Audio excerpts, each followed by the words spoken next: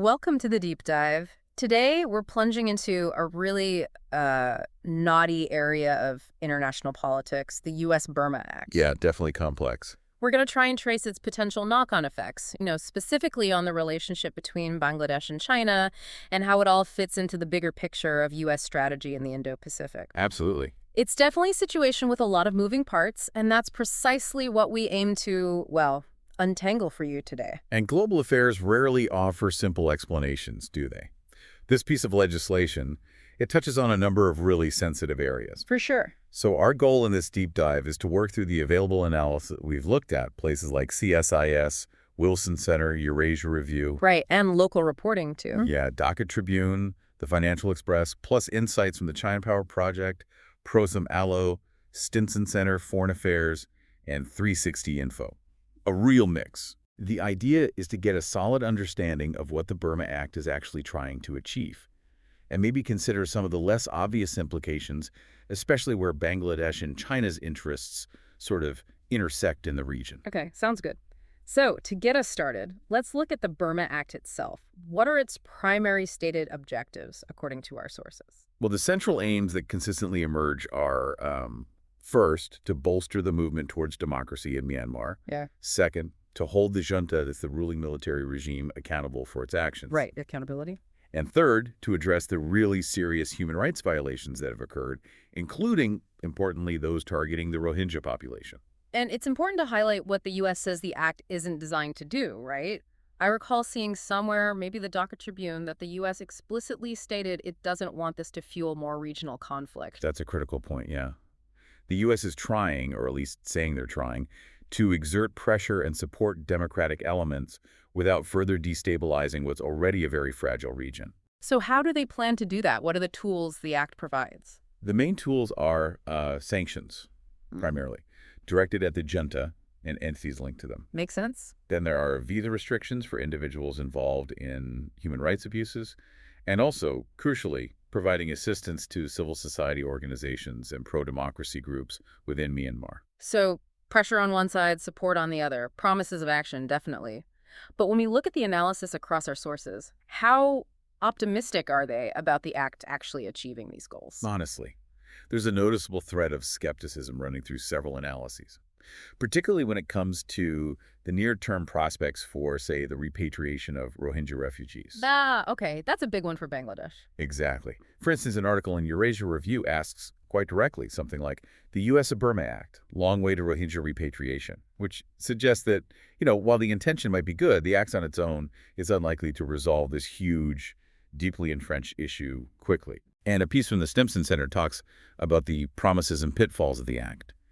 It acknowledges the potential leverage, but also points out the significant challenges in actually implementing it and just how unpredictable Myanmar's internal politics really are. That makes sense. It's never straightforward. Okay, let's pivot then to Bangladesh. This legislation has to be viewed from their perspective, especially considering the immense challenge they're facing with the Rohingya refugee crisis. What are their main worries?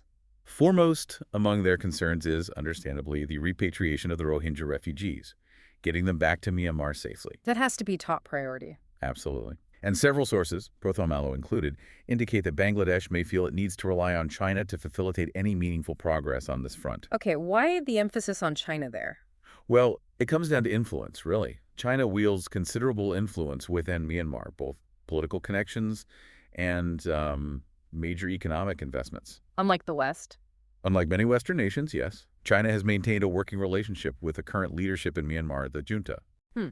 Plus, if we look at the broader economic picture, the Financial Express recently reported that China became Bangladesh's largest trading partner in fiscal year 2024. Wow, largest partner. That's significant. It is. And these substantial economic ties might naturally make Bangladesh cautious about fully endorsing policies that could potentially upset China. So Bangladesh finds itself in a really delicate position, trying to balance its humanitarian responsibilities, the refugee crisis, with its economic and diplomatic relationships, particularly with China. Exactly. A balancing act. How has Bangladesh officially responded to the U.S.-Burma Act, then? Have they said much? They've publicly noted assurances they've received from the U.S., assurances that the Burma Act is not intended to worsen regional instability. Okay, so taking the U.S. at its word, publicly at least. Publicly, yes. But it's worth remembering that the ongoing internal conflict in Myanmar, totally separate from this act, already has direct consequences for Bangladesh. We're talking cross-border issues, security concerns. Prothal Mallow has highlighted this quite a bit. Right. The instability next door is already spilling over. Okay, now let's dig a bit deeper into China's role in all of this. A piece in Foreign Affairs mentioned China playing a double game in Myanmar. What does that actually mean in practice? Yeah, that's a really interesting point. What it suggests is that China has this strategy, seemingly, of maintaining connections with both the ruling junta and various ethnic armed organizations within Myanmar. These groups often oppose the junta. So playing both sides. Essentially, yes. The analysis suggests that Beijing might be, well, deliberately prolonging or even manipulating the internal conflict to advance its own strategic objectives, Which would be? strengthening its dominance in the region, securing access to resources, infrastructure projects, that kind of thing, keeping Myanmar somewhat dependent, perhaps. That sounds pretty calculated. What kind of actual power and influence does China have within Myanmar right now, given the chaos? Several sources, including 360 Info, really underscore that China remains a huge force in Myanmar, even with the ongoing civil war. This influence spans economic investment, major infrastructure projects under the Belt and Road Initiative, for instance, and, crucially, the supply of arms. Ah, the arms trade. Yes. Data from the China Power Project reveals China's prominent position in the global arms trade, which obviously has massive implications for how the conflict in Myanmar actually plays out. Who gets weapons, who doesn't. So China's deeply entrenched, Yeah. economically, politically, militarily, which certainly complicates things for the U.S. and potentially for Bangladesh's hopes of seeing the Rohingya return home safely. Definitely. It adds layers of complexity. So how does this Burma Act then fit into the U.S.'s wider strategic goals for the Indo-Pacific region? Let's zoom out a bit. Okay, zooming out. The Burma Act is one component, right? One tool in the U.S. approach to Myanmar. And that approach itself is part of the larger U.S. strategy for the Indo-Pacific. Which generally aims to Promote democracy, human rights, rule of law, while also seeking to manage or counter China's increasing influence in the region. That's a key part of it. So the act aligns with that. Yes, you can see the act as an effort to put pressure on the junta, support alternative political actors in Myanmar, aligning with those broader U.S. aims for the region. But could this strategy backfire? Is there a risk, perhaps, that increasing pressure on the junta could actually push Myanmar even closer into China's sphere of influence, make them more reliant on Beijing? That's a really critical question, and honestly, there are differing viewpoints on it in the analysis we look at. Okay. Some analyses definitely suggest that, yes, increased Western pressure via the Burma Act might indeed make the junta even more reliant on China for political backing, economic support, maybe even weapons, Unintended consequence. potentially. Others might argue, though, that by supporting democratic forces, the U.S. is laying the groundwork for a more stable, potentially less China-dependent Myanmar in the long run. It's a gamble, perhaps. A long-term versus short-term calculation. It's a delicate balancing act with pretty uncertain outcomes right now. We also need to consider how the act might influence other players in the region. Think about ASEAN nations, for example. How will they react to this increased U.S. involvement? Will it lead to greater cooperation on Myanmar, or could it create new tensions within ASEAN itself? More ripple effects. It really does seem like a very complex web of interconnected interests.